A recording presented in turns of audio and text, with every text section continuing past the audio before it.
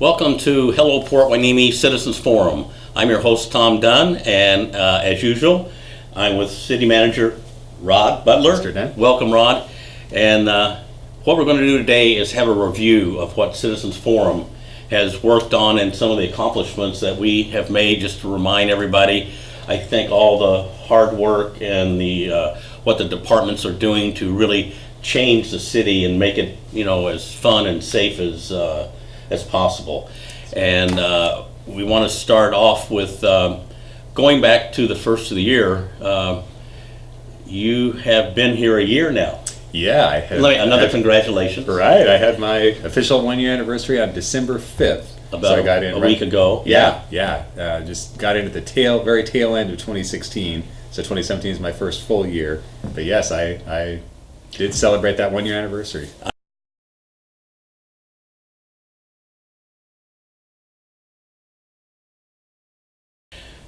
It's been a year.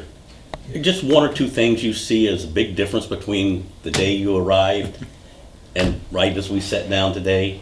Yeah. A couple things that really stick out in your mind that you've been to other cities working also, that something's going on here that I think is very positive. Yeah, well, I think the biggest thing from the city manager organization standpoint is starting to bring some stability to the management team, the executive team of the city. Yeah, I think folks may recall when I got here, there were 3 active recruitments going on. One for a new police chief, one for a public works director, and then one for a finance director. And those positions all had interim folks in them. And those are 3 really crucial positions. So by the end of March of this year, we had new permanent appointments in each of those 3 spots. So we had new police chief Andrew Salinas, we had new finance director Al Burrell, and then we have a new public works director Don Villafana. Al has left in the last couple months for the finance job. He retired a little bit earlier than was previously anticipated. So we're now in another recruitment for finance director.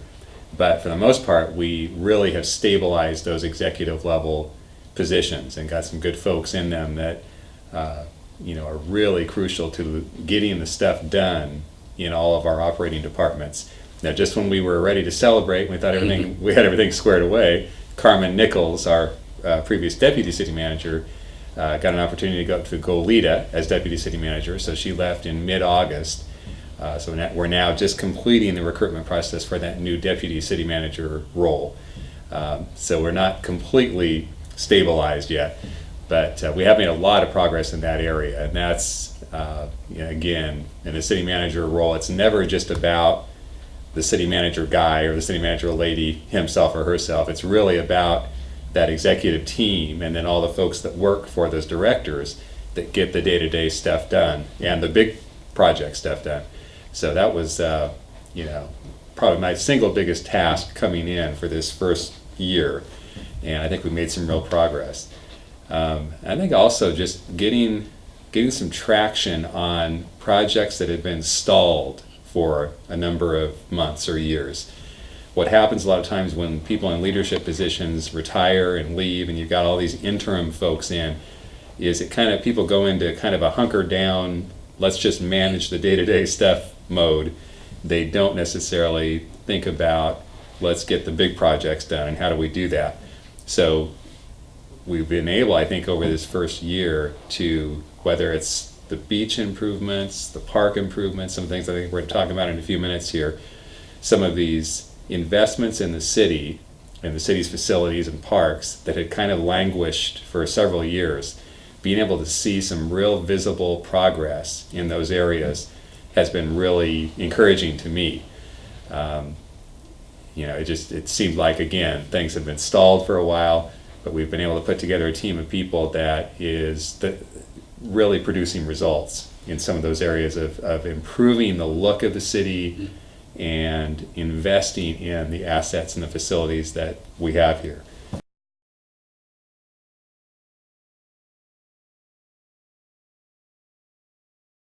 One of the first things to talk about safety is we have issues on Ventura Road and on Port Hueneme Road out of the port of cars speeding.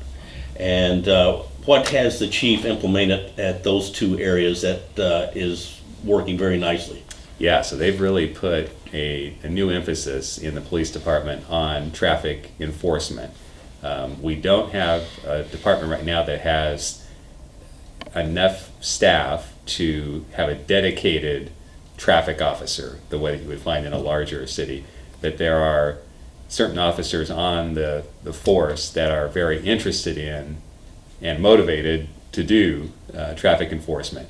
And so they've done everything from just special patrols in certain areas to almost like, for lack of a better term, sting operations where, they have focused on areas where we know we have issues with people speeding, people not honoring pedestrian crosswalks, and they've gone and done focused enforcement to help educate the public, not just issue tickets for the sake of issuing tickets, but really get people educated to the need to slow down and to watch for pedestrians. So, long term, we've talked about this before, I think the chief would really like to be able to supplement his staff with dedicated traffic enforcement officers and maybe a one or more motorcycle enforcement officers. But right now, in this time of limited resources, there are some things that we can do with our existing staff, and they seem to be really tackling those aggressively.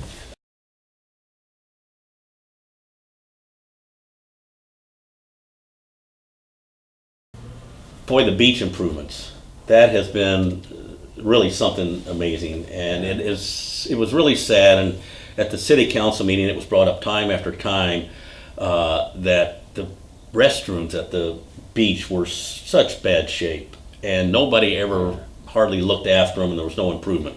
Tell us what Don and his crew have in Public Works have done there. Yeah, so Don started, his first day was March 6th of this year, and really within the first 30 days, he mobilized the Public Works employees to start really investing in the maintenance of the beach area. Everything from restrooms and restroom cleaning to major revamps of the restrooms, painting, lighting, plumbing. It really had been years since anything beyond just basic cleaning had been done in those restrooms. But including things like repairs to the benches and the windscreens that are in the beach area.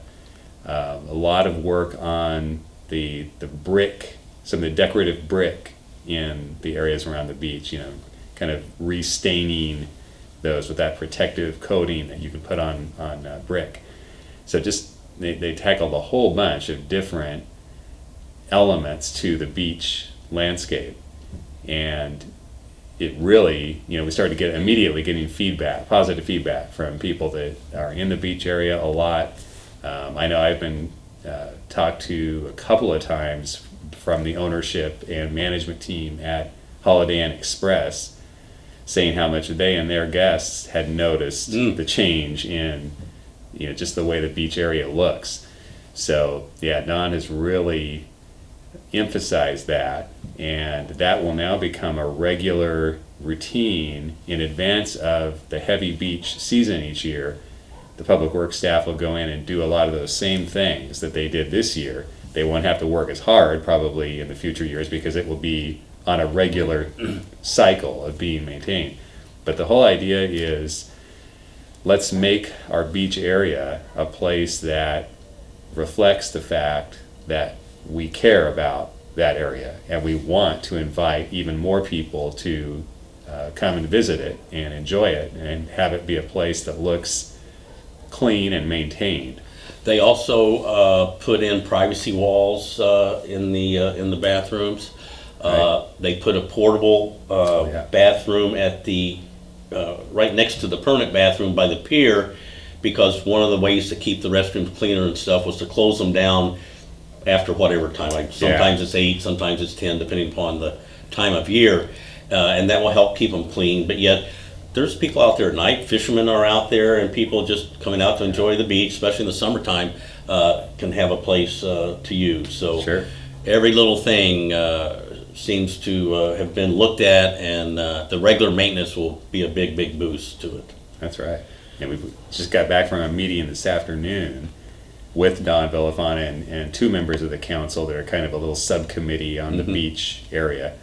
And Don's got some ideas that we should be rolling out this spring to improve, and actually, going and actually put some improvements in the beach area, some additional picnic table areas, some additional wind screens, possibly adding some areas where you could have one or more coffee carts. A private company could come in and have a little coffee and refreshment area.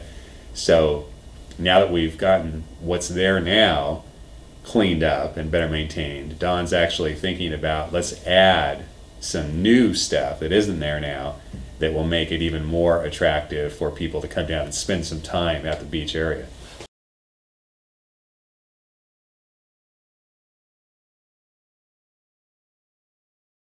The other big project I think that the Public Works Department took on was Miranda Park. Right.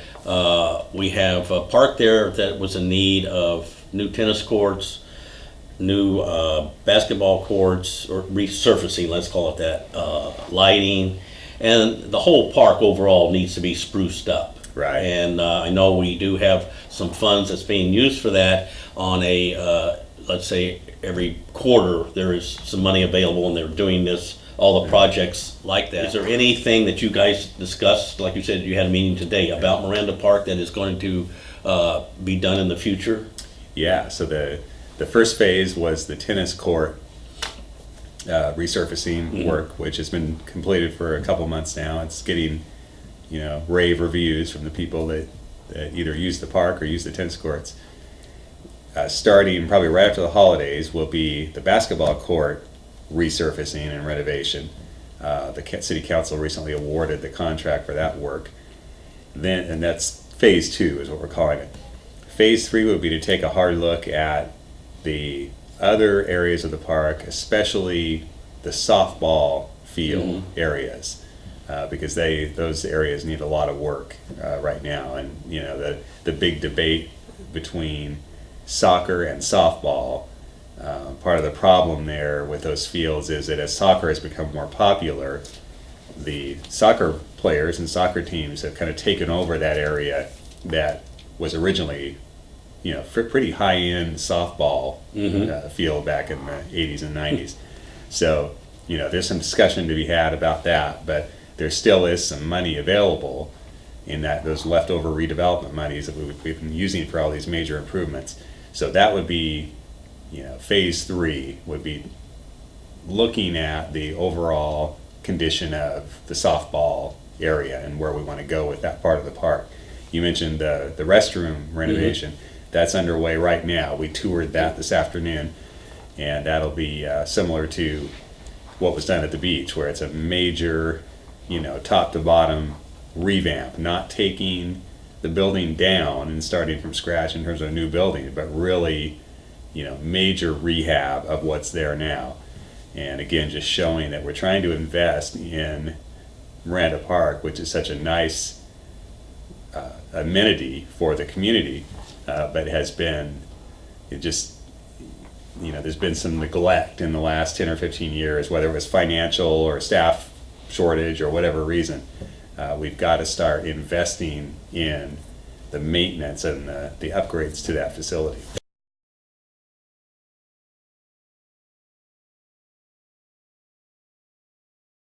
We had the request for a community garden. Oh yeah. And I know you and I both thought, well, let's just find a place and open it up and here we go. Right, and right. Tell us what actually happened and why we're doing it the way we are. Yeah. So one of the things that is true about community gardens is they can be a really nice program for a community, but you've got to have people that are really committed to ongoing maintenance and operation of the community garden if it's going to be successful down the road. A lot of cities will get them launched, but they really don't have a game plan in place for how they're going to maintain them, how they're going to enforce the rules. Right. And it could just really become almost like an eyesore in some situations.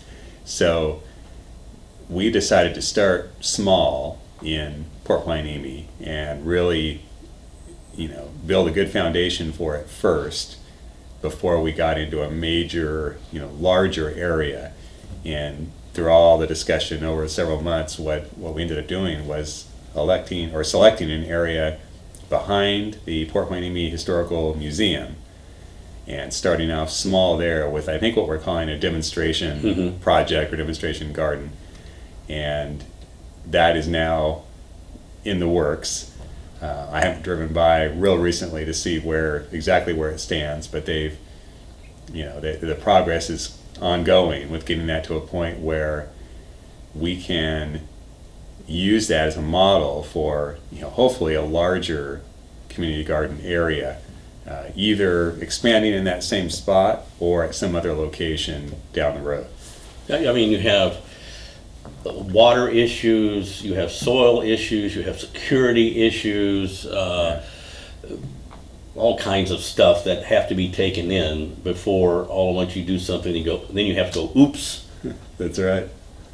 A surgeon and a community garden, you don't want to hear oops.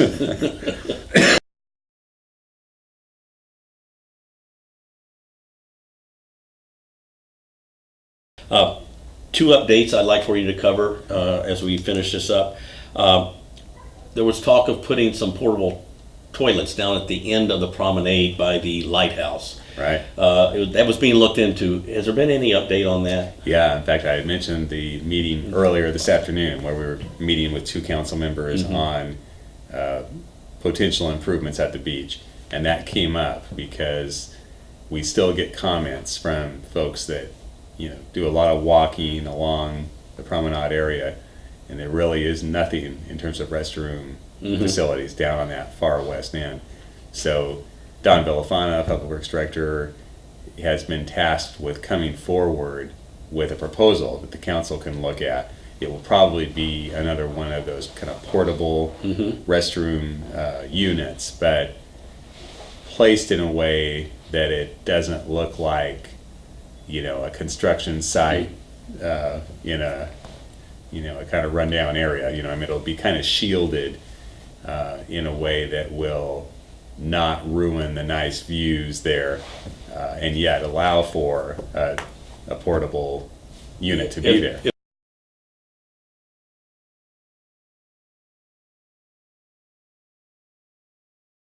The last thing I want to cover is this was a big topic 3 or 4 months ago. We had some overnight camping down to beach, and again, this was part of the police department's oversight in what they were looking into. Has there been any update news or anything you've heard about any incidents or anything at the beach at night? Yeah, the PD continues to watch that, monitor that. We want any suggestions that or observations that residents have if they see someone who obviously is staying overnight in the beach area. That is not allowed here. We don't have overnight camping, and so they can report that to the police department. Nothing major in the last couple of months in terms of that being a big problem. We just kind of try to deal with it quickly when a situation comes up, because we have people that will either actually literally try to camp on the beach, or they will be in an RV type of vehicle and just parked in one of the beach parking lots, but obviously they're staying overnight, sometimes many nights in a row. So the police department did buy a sand buggy, dune buggy type of vehicle. Right. It's high up, so it can go through the sand pretty good. It's got all kinds of lights on it, so they can turn them on and patrol the beach at night. So that should be a deterrent and help control the situations down there. Sure. Yeah, and the people that follow either what's going on in Port Hueneme and Oxnard, or Rio Ventura County Star, there's a lot of activity down on the Oxnard side now, on I guess what's called the Halico site, the old Halico plant.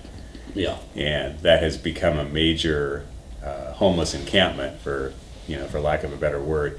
And we are working, our police department is working closely with the Oxnard PD and the Oxnard Homeless Social Services staff to make a major impact on that area, because it really was getting out of control. But we know that some of the same folks that are in that encampment will, if they're either removed from that encampment or, you know, they're still down in that Ormond Beach area somewhere, they'll spend a big part of their day in Port Hueneme, and they may hang out during the day on our beach.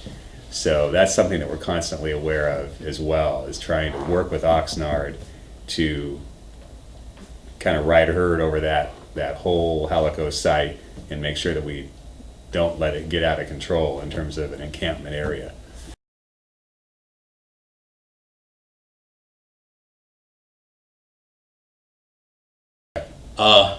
Rod, thank you for the first year of Sure. Citizens Forum. Sure. The year flew by. I know. Yeah, it's amazing. It flew by, and I'm looking forward to the next year in 2018. And the more input we get from the citizens, the more we can do. And there's nothing like having a lot of eyes and ears out there helping us do the job that needs to be done. So thanks to all of you for all of your correspondence with us during the year. And we look forward to hearing from you and doing the best we can and your questions and suggestions for 2018.